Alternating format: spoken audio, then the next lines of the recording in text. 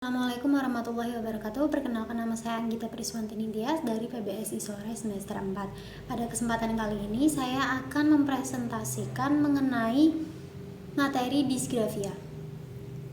Yang pertama, pengertian.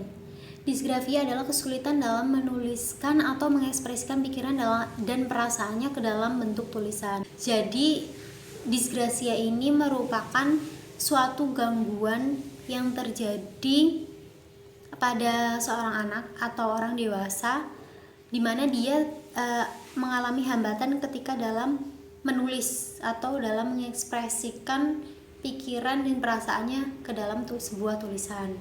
Nah, anak disgrafia ini juga termasuk ke dalam golongan anak berkebutuhan khusus. Namun di sini disgrafia bukan berarti juga anak yang malas belajar atau mungkin anak yang bodoh. Tidak, tapi dia hanya mengalami hambatan saat menulis seperti itu. Kemudian gejala-gejala disgrafia yaitu yang pertama, kesulitan menulis cetak maupun membuat tulisan sambung. Kemudian yang kedua, tidak konsisten dalam menulis. Contohnya ketika dalam satu kalimat itu sang anak atau seseorang itu akan menulis dengan mencampurkan antara huruf kecil, kemudian huruf besar, atau mungkin huruf sambung seperti itu.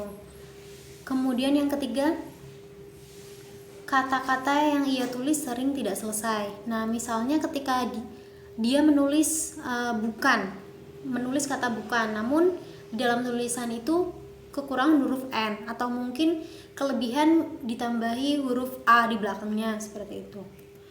Kemudian yang keempat, sering memberikan spasi yang tidak beraturan jaraknya antar kata atau antar huruf.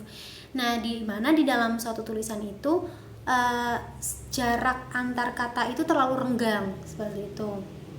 Kemudian yang kelima, saat menulis posisi tubuh, pergelangan tangan atau kertasnya sering tidak wajar, atau mungkin menulisnya dia dengan tubuh yang membelok atau dengan kertas yang tidak seperti anak normal lainnya.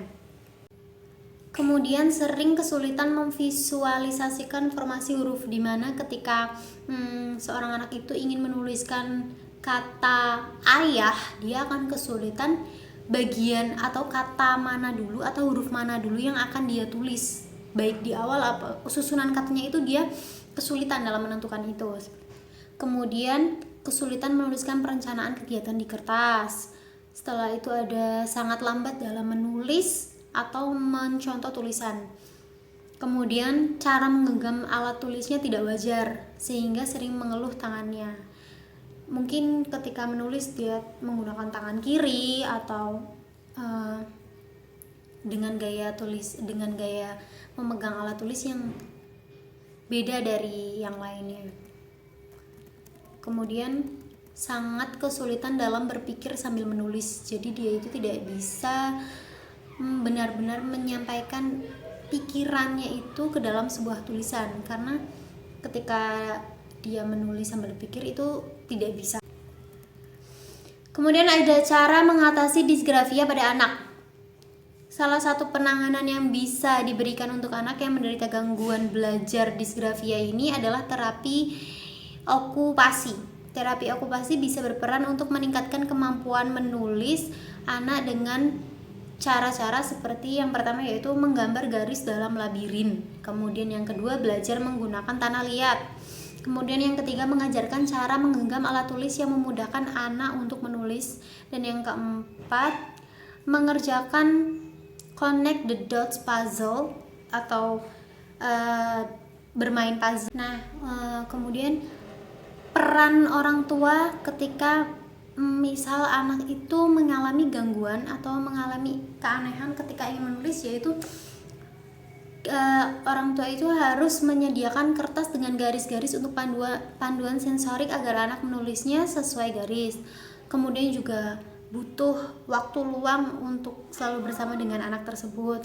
Kemudian cobalah berbagai macam pensil untuk menemukan bahwa si anak ini nyaman menggunakan pensil apa seperti itu. Kemudian praktikkan menulis huruf dan angka di udara dengan menggerakkan tangan yang besar untuk meningkatkan daya ingat seperti itu. Kemudian ajari cara memegang yang tepat. Ajari seorang ibu itu harus bisa yaitu mengajari anaknya agar dapat memegang alat tulis itu dengan benar gitu, sesuai dengan anak normal lainnya, seperti itu.